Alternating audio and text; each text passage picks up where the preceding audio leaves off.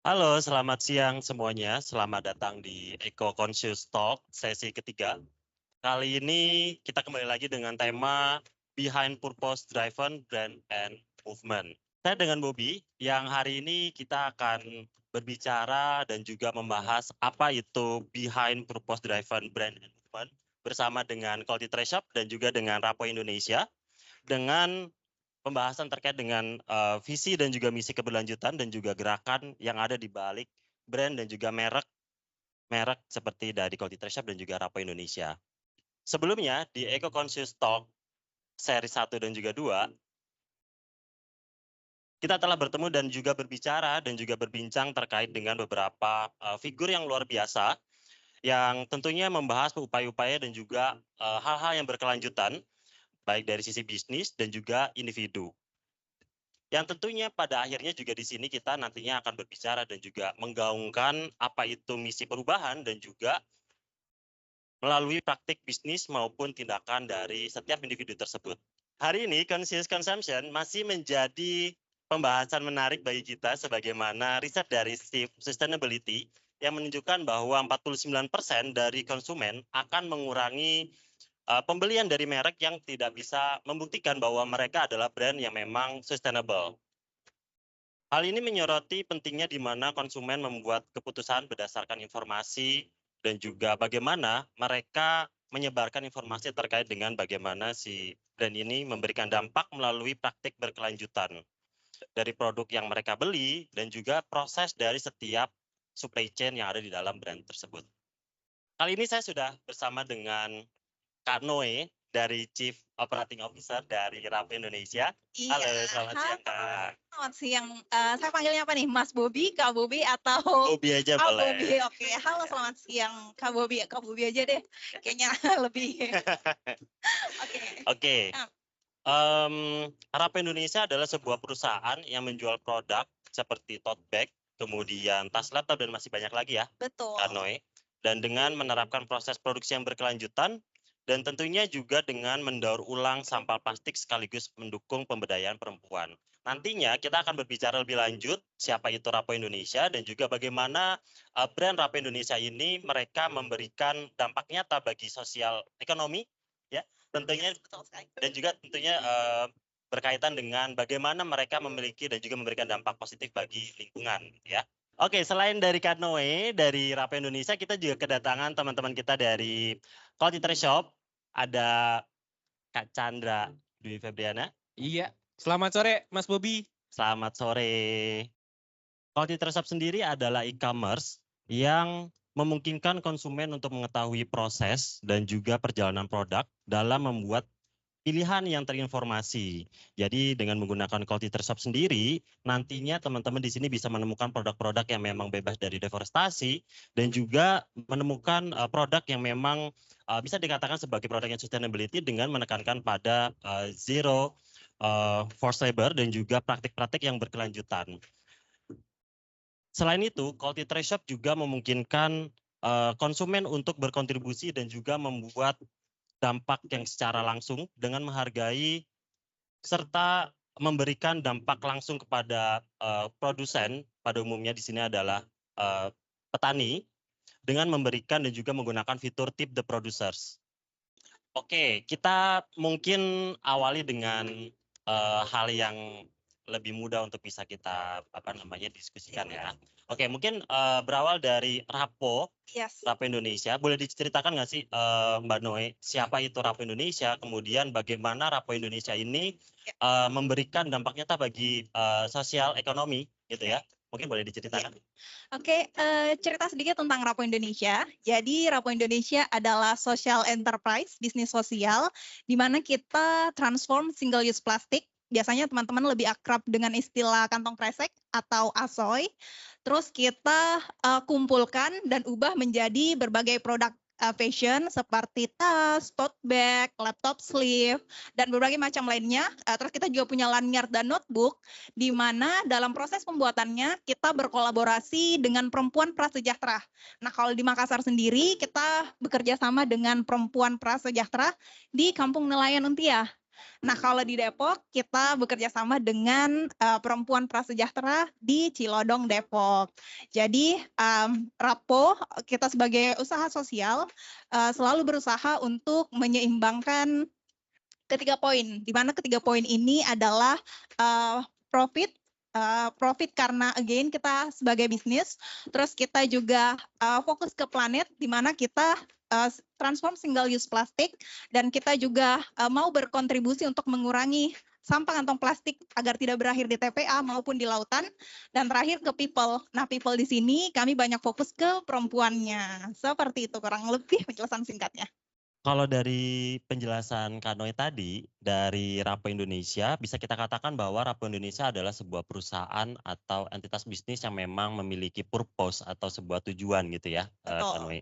Nah, kira-kira apa sih yang menginspirasi orang-orang behind Rapo Indonesia, dan juga apa sih Rapo Indonesia itu didirikan? Mungkin ada beberapa inspirasi yang bisa disampaikan gitu dari sisi Rapo Indonesia. Oke, kalau ditanya sedikit tentang gimana sih Rapo bisa hadir, jadi sebenarnya founder kami, Kak Akmal Idrus itu adalah seorang jurnalis, di mana sebagai profesinya sebagai jurnalis itu dia banyak terpapar kondisi-kondisi tentang Indonesia, khususnya ke kondisi lingkungan. Dan selain itu sebenarnya kami di Makassar sebenarnya bisa dibilang cukup beruntung, karena di Makassar itu banyak gerakan-gerakan komunitas positif di mana kita bisa mengapresiasi diri ataupun juga melakukan hal-hal positif. Nah, baik saya maupun Kak Akmal, ini kita tergabung di komunitas, di mana fokus komunitas itu ada lingkungan, kesehatan, dan juga filantropi. Nah, dari situ kami berpikir nih, apa yang bisa kita anak muda lakukan untuk terlibat di lingkungan, tapi juga bisa membantu secara ekonomi. Nah, titik baliknya adalah di mana saat COVID datang. Nah, di saat COVID datang, seperti yang kita tahu semua, beberapa orang akhirnya harus tinggal di rumah, terus ternyata selama COVID berlangsung itu peningkatan penggunaan sampah kantong plastik juga meningkat.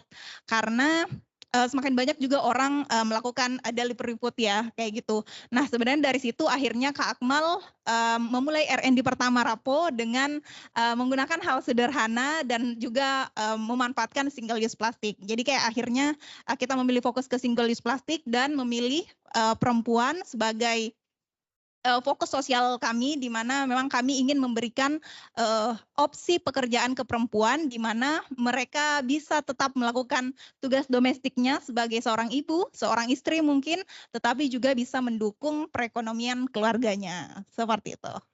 Oke, selanjutnya kita lanjut lagi ke Quality Trade Shop, di mana di sini kita sudah ada teman-teman kita dari Quality Trade Shop, Mas Chandra Dwi Febriana. Nah, mungkin first question adalah Quality Trade Shop ini merupakan sebuah produk dari Coltiva. Nah, boleh diceritakan nggak sih Mas Chandra, sebenarnya apa sih cerita di balik dibentuknya Quality Trade Shop sendiri? Terima kasih Mas Bobi pertanyaannya. Jadi qualitytrashop.com itu adalah e-commerce pertama di Indonesia, fokus kepada produk yang traceable, kemudian juga ethical, from seed to table. Maksudnya dari from seed to table adalah qualitytrashop.com di ini salah satu tujuannya adalah untuk melengkapi dari semua produknya Coltiva nih. Jadi kan kalau misalnya dilihat dari ekosistem Coltiva, qualitytrashop.com itu menjadi sebuah pelengkap. Jadi semua Coltiva ekosistem itu ada platform-platform yang dari misalnya contohnya kopi ini ya, dari mulai kopi tersebut ditanam oleh para petani, jadi from seed ya, kemudian sampai ke supplier, kemudian sampai ke pedagang, kemudian sampai ke warehouse, dan kemudian sampai ke qualitytrashop.com adalah part of to table. Artinya melalui qualitytrashop.com maka produk tersebut akan sampai ke mejanya misalnya Mbak Noe gitu ya, ke to table-nya Mbak Noe sampai di depan pintu. Seperti itu sebagai tujuannya. Oke, thank you Mas Chandra. Sebagaimana tadi sempat disampaikan sebelumnya dari Mas Chandra bahwa salah satu misi dari quality trade shop itu sendiri adalah membangun lingkungan yang lebih baik dari pembelian yang dilakukan oleh konsumen gitu ya. Nah dari sisi Mas Chandra boleh nggak sih dielaborasi lebih jauh terkait hal tersebut? Betul sekali, karena ketika para customer qualitytrashshop.com membeli produk melalui qualitytrashshop.com, mereka itu tidak hanya membeli produk kemudian check out dan membayar, tapi sebenarnya di belakang itu ada proses dan juga ada dampak yang mereka hasilkan. Kenapa ada dampak? Karena qualitytrashshop.com hanya menjual produk-produk yang sesuai dengan nilai-nilai sustainability dan juga nilai-nilai yang ethical. Jadi kita pastikan bahwa semua produk yang kita jual itu memang satu traceable ya, pastinya terlacak. Jadi semua customer yang membeli produk-produk di qualitytrashshop.com, mereka bisa scan, ada QR code yang disediakan pada masing-masing halaman produk dan mereka bisa scan atau klik kepada QR code itu untuk melihat asal dari produk mereka itu sampai ke ranah petani gitu. Jadi misalnya saya membeli satu pack kopi Sugata gitu ya. Kemudian saya lihat di QR code-nya itu ada ketelusurannya. Kemudian saya klik, saya bisa melihat perjalanan kopi Sugata tersebut mulai dari petani sampai ke warehouse-nya qualitytrashshop.com misalnya ya. Kemudian akan dikirimkan kepada saya. Oh ternyata jauh sekali ya gitu, ternyata panjang sekali. Dan kita ingin memberikan kesadaran itu juga kepada para customer kita dan juga kepada masyarakat luas bahwa seberapa pentingnya sustainability, traceability dan juga ethical conscious consumerism di kita ya. Karena itu tidak hanya memberikan dampak positif kepada lingkungan masyarakat, tapi juga berdampak positif kepada ekonomi keseluruhan dari aktor-aktor yang terlibat dalam supply chain-nya atau rantai pasoknya. Seperti itu.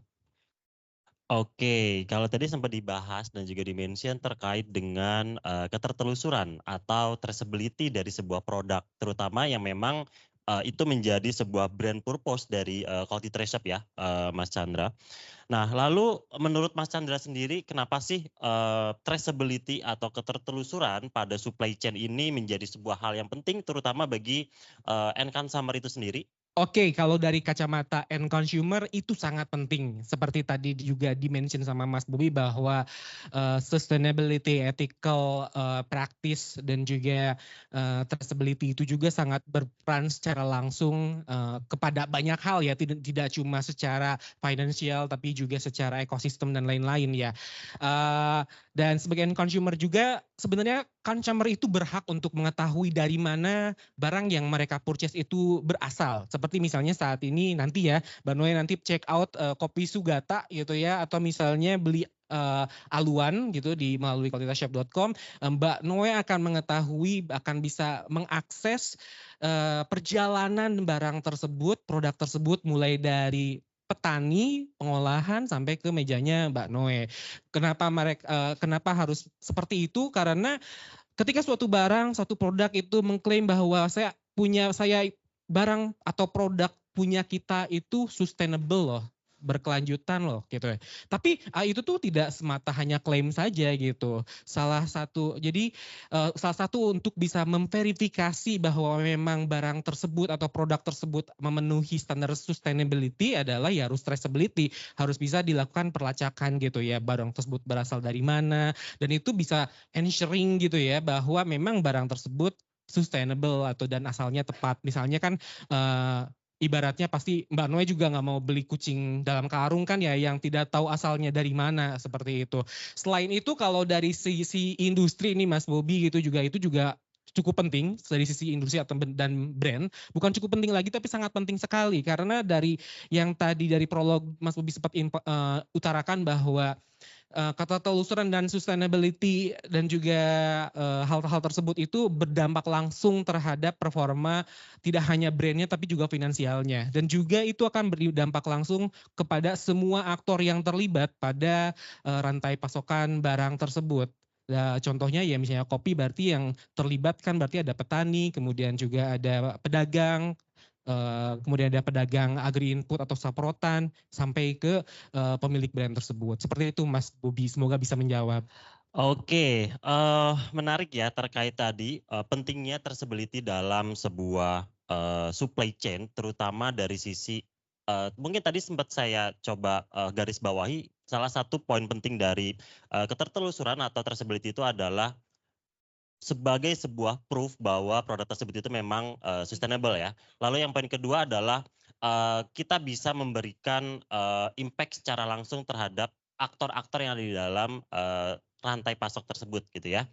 Oke, kemudian, berikutnya ini ada data menarik dari data Badan Pusat Statistik, di mana pada akhir tahun 2022, dari 135 juta penduduk yang bekerja dan kurang lebih sekitar 29% atau lebih dari seperempat, penduduk di Indonesia, ini bekerja di sektor pertanian. Yang artinya empowerment terhadap profesi dan juga pelaku di bidang, pertanian ini sangatlah penting gitu ya, karena memang secara, komposisinya pun lebih dari, seperempat dari penduduk di Indonesia itu sendiri. Lalu dengan mayoritas kurasi produk dari Quality Trade Shop, yang merupakan mayoritas adalah produk turunan dari produk agriculture, bagaimana sebuah, e-commerce seperti Quality Trade Shop ini berperan dalam empowerment tersebut?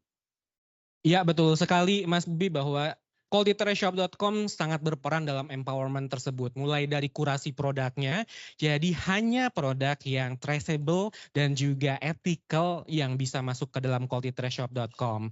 Kemudian dari sana juga ketika produk tersebut sudah masuk ke dalam qualitytrashshop.com, mereka akan menjadi bagian dari ekosistem traceability-nya Qualtiva, di mana traceability itu tidak hanya catatan. Traceability itu adalah suatu sistem yang di dalamnya tersusun sedemikian rupa, ada berbagai macam regulasi yang mengatur industri, mengatur semua pelaku atau aktor-aktor di supply chain untuk bisa memenuhi seperti SDG atau misalnya sustainability points atau sustainability goals dari masing-masing brand tersebut gitu.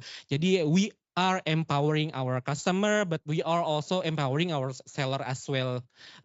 Kita memfasilitasi mereka juga dengan platform qualitytrashshop.com. Juga selain itu kita juga empower them with our ecosystem Qualtiva yang dari tadi yang provide banyak sekali platform dan service, mulai dari from seed to table seperti itu.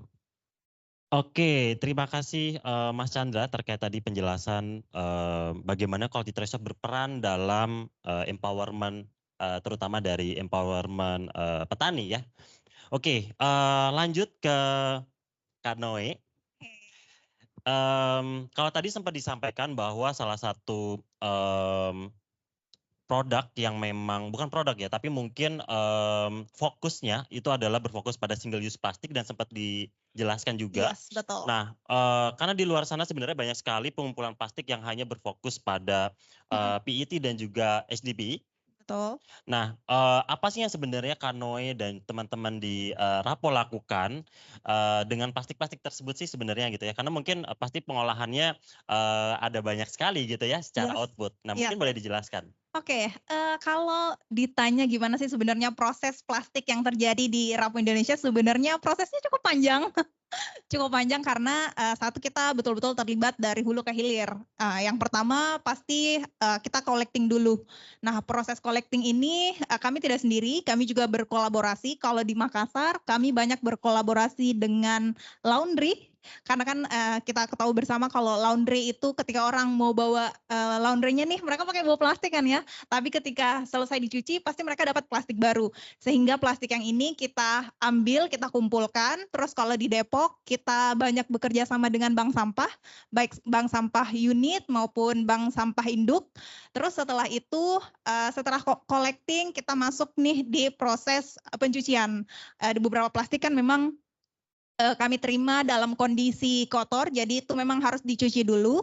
Terus setelah cuci kita masuk ke proses sortingnya nih. Nah sorting ini kita pilah baik dari segi ukuran, terus dari segi warna, dan lain-lain. Nah setelah itu masuklah ke proses upcyclingnya kita. Proses upcycling ini kita ubah single use plastiknya menjadi ke material upcycle, lembaran plastik upcycle yang baru, di mana ketika sudah jadi upcycle ini sudah bisa masuk ke bagian producing atau ibu-ibunya yang jahit produknya.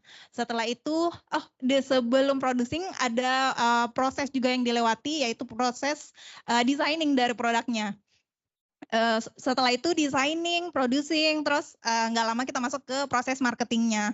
Nah, di proses-proses itu kita selalu melibatkan perempuan-perempuan. Cuman memang kalau dilihat banyaknya proses itu, di kami proses yang paling banyak terlibat perempuannya adalah di proses producingnya ini. Karena perempuan prasejahtera lah yang menjahit produk-produknya kami. Dan perempuan yang terlibat di kami tuh sebelum menjahit ataupun sebelum menjadi mitra dengan kami memberikan pelatihan dulu.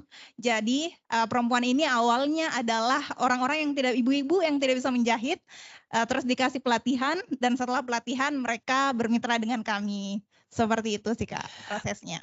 Oke, kalau kita berbicara mengenai sebuah bisnis, pasti kan akan ada saja yang namanya sebuah challenge ya, Kak Noe. Nah, gimana sih challenge yang ada di Rapo secara business operation dan mungkin secara mungkin pengumpulan plastiknya atau mungkin bagaimana sih challenge yang biasanya terjadi gitu secara operation di Rapo itu sendiri? Kalau ditanya tentang tantangan, tentu banyak sekali. Cuman mungkin kalau dilibatkan lagi ke pengumpulan plastiknya, tentu tantangannya adalah oke, kita paham nih, kita tahu, kita sadar kalau sampah plastik ini banyak. Tapi ternyata dari kami pun juga mengalami proses ataupun challenge yang dimana kita juga sulit ternyata mendapatkan plastik ini. Jadi kayak ada gap lah, kayak oke, plastik ini banyak tapi kayak kok susah ya kita dapatin karena mungkin orang-orang masih melihatnya oke, sampah plastik tidak bisa diapa-apain nih, ya udah pakai sebagai tempat sampah aja, tempat sampah untuk buang sampah sebelum masuk ke TPA dan lain-lain. Nah, itu sebenarnya proses atau challenge yang terjadi di waste management-nya. Nah, kalau ditanya tantangan khususnya ke bagian perempuannya, sebenarnya ketika bekerja dengan perempuan tentu kita juga harus memahami peran mereka sebagai istri dan ibu. Dan challenge-nya adalah gimana Rapo sendiri bisa tetap mengempower mereka, tetap mereka oke, ayo nih Bu, kita bisa nih. Oh oke, Bu, ini adalah pengembangan public speaking ibu-ibu ya. Ibu-ibu bisa kok ketika harus berhadapan dengan orang lain, tapi di saat yang bersamaan juga kami harus sadar bahwa mereka ada tanggung jawab domestik juga sebagai seorang istri dan seorang ibu juga, sehingga balancing fungsinya mereka lah. Jadi ya challenge-nya biasanya terletak di situ sih. Oke, terima kasih Kak Noe. Berikutnya ini ada data menarik kembali ya dari BPS di mana berdasarkan tahun 2023 sebanyak 64% perempuan di Indonesia ini yang mengisi lapangan kerja informal. Yes. Dengan kata lain, besarnya kontribusi tersebut membuat perempuan Indonesia tersebut juga rentan terkena dampak jika ada sebuah krisis dan juga kemudian tentunya mereka akan membutuhkan empowerment secara sosial ekonomik juga gitu ya. Nah, kemudian melihat Rapo juga memiliki tujuan memberdayakan kaum perempuan, bagaimana sih Rapo menjalankan atau mewujudkan hal tersebut? Mungkin tadi sempat di-mention ya, secara bisnis prosesnya seperti apa, kemudian juga secara operasinya seperti apa, tapi mungkin boleh dijelaskan lebih komprehensif nggak sih kira-kira seperti apa sih yang dilakukan oleh Rapo sendiri? Oke, jadi sebenarnya sebelum Rapo berkolaborasi dengan perempuan, yang pertama yang kami lakukan adalah menentukan impact center-nya dulu. Impact center ini kita sebutnya Rapo Impact Center sih. Sekarang kita punya di Makassar dan punya di Depok. Sebelum menentukan ini, kami pun melakukan asesmen dulu nih. Karena lokasi dari impact center-nya ini juga berpengaruh ke beneficiaries daerah atau area mana yang akan kita libatkan. Karena again kita mau kembali ke poin Rapo di mana kita mau menyediakan opsi pekerjaan, tapi mereka juga bisa tetap melakukan pekerjaan domestiknya dia, ibu-ibunya sebagai istri dan perempuan. Sehingga ketika mereka bekerja datang ke Rapo, terus jam 12 siang mereka mau balik ke rumah urus suami, makan dan lain-lain, itu masih tetap bisa. Nah, yang itu yang pertama. Terus yang kedua, ketika sebelum kita melibatkan perempuan beneficiariesnya kami, again kami melakukan asesmen lagi. Setelah asesmen itu kita melihat kebutuhannya, apakah memang ibu-ibu ini membutuhkan tambahan pekerjaan ataupun membutuhkan tambahan ekonomi untuk mendukung keluarganya mereka. Terus kita libatkanlah ke pelatihan pengembangan skill dari Rapo. Nah, pengembangan skill ini tidak hanya fokus ke hard skill atau pelatihan menjahit, tapi kita juga kasih pelatihan soft skill, di mana soft skill ini bisa berupaya mengembangkan kemampuan mereka baik public speaking, terus kita kasih kelas-kelas parenting juga, finansial juga, dan beberapa hal lainnya. Nah, kemarin itu selama pelatihan itu berlangsung cukup panjang karena dari jam 9 sampai jam 5, terus di mana mereka menerima pengembangan-pengembangan tersebut. Dan bahkan setelah pelatihan pun, di mana mereka sudah menjadi beneficiaries-nya kita, kami tidak membatasi nih peran-peran mereka hanya terlibat di waste management saja mungkin, atau terlibat di produksi saja mungkin, tapi kami juga mengencourage ibu-ibunya untuk ikut bersama kami ketika ada kegiatan eksternal. Misalnya kemarin 10 beneficiaries kami ikut workshop mengajarkan 100 orang guru di daerah Jakarta tentang menjahit. Nah, di situ tuh feedback yang kami terima tuh ternyata ibu-ibunya senang sekali karena melalui kesempatan itu mereka ternyata saya bisa ya mengajar seorang guru. Oh, ternyata saya yang mungkin SMA-nya mungkin tidak tamat, SMP-nya tidak tamat, tetapi ternyata bisa memiliki kesempatan untuk mengajarkan guru langsung. Jadi itu sih Kak, empowerment itu yang mau selalu kita lakukan. Oke, menarik sekali ya tadi ya bahwa sebenarnya apa yang dilakukan oleh Rapo sendiri bukan hanya mengencourage mereka dalam terlibat dalam bisnis operationnya saja, tapi juga melatih mereka secara soft skill-nya juga gitu ya. Boleh dijelaskan nggak sih Kak Noe dari sisi produk yang diproduksi oleh Rapo sendiri itu ada apa saja? Oke, kalau ditanya tentang produk Rapo, sekarang Rapo punya 17 jenis produk, memang mostly tas, beragam jenis dan beragam bentuk. Kita punya tote bag, white tote bag, laptop sleeve juga. Terus kita juga punya lanyard dan notebook juga. Nah, selain itu sebenarnya kita juga ada paket-paket di mana paket ini untuk memenuhi kebutuhan teman-teman corporate ketika ingin mempunyai eco-merchandise mungkin. Nah, sebenarnya selain itu kami juga aktif melakukan edukasi. Edukasi ini entah itu berkolaborasi dengan sekolah, berkolaborasi dengan kantor, di mana kami mengajarkan biasanya sih workshop, eco workshop, terus juga kami juga banyak terlibat di pembicara-pembicara mengenai tentang mengenai lingkungan. Nah, selain itu sebenarnya kami pun juga aktif riset and development, khususnya dengan kondisi single use plastik sekarang di Indonesia. Terakhir mungkin kami juga fokus ke pengembangan produk tentunya, karena kan again Rapo as a business yang end produknya berupa produk fashion, jadi kami pun juga selalu aktif untuk melakukan pengembangan produk. Oke, tadi sempat dimention dari Kak Noe juga bahwa salah satu produk yang dimiliki oleh Rapo dan dijual ke marketnya adalah produk tas ya, Kak Betul. Noe. Oke, boleh diceritakan nggak sih Kak Noe dari sisi proses dari upcycling sampah plastik tersebut hingga menjadi sebuah tas, pastinya kan nggak singkat gitu ya. Nah, dari sisi bisnisnya itu seperti apa sih secara pembuatannya kemudian sampai dengan bisa akhirnya menjadi sebuah produk gitu ya? Yes, kalau tentang prosesnya sebenarnya kita ada beberapa main point. Yang pertama itu poin pertama di bagian waste management. Waste managementnya ini banyak terlibat mengumpulkan sampah kantong plastik, terus kita juga mencucinya, collecting dan lain-lain, terus sorting juga. Nah, setelah itu poin kedua masuk ke upcycle. Upcycle ini di mana kita mengubah single use plastik tadi menjadi lembaran baru yang bisa kita produksi. Terus yang proses ketiga adalah proses produksinya. Proses ini yang paling banyak melibatkan perempuan. Terus yang terakhir proses marketingnya atau pemasaran dari produk-produknya. Seperti itu. Oke, kita kembali lagi ke Mas Chandra dari Quality Trade Shop. Kalau kita ketahui tadi sempat diceritakan bahwa produk-produk yang ada di dalam Quality Trade Shop adalah produk-produk yang terkurasi dan memang produk-produk sustainable gitu kan. Nah, bisa diceritakan nggak sih dan mungkin boleh disebutkan juga beberapa contoh produk dengan contoh sustainability action yang sebenarnya produk-produk ini sudah lakukan.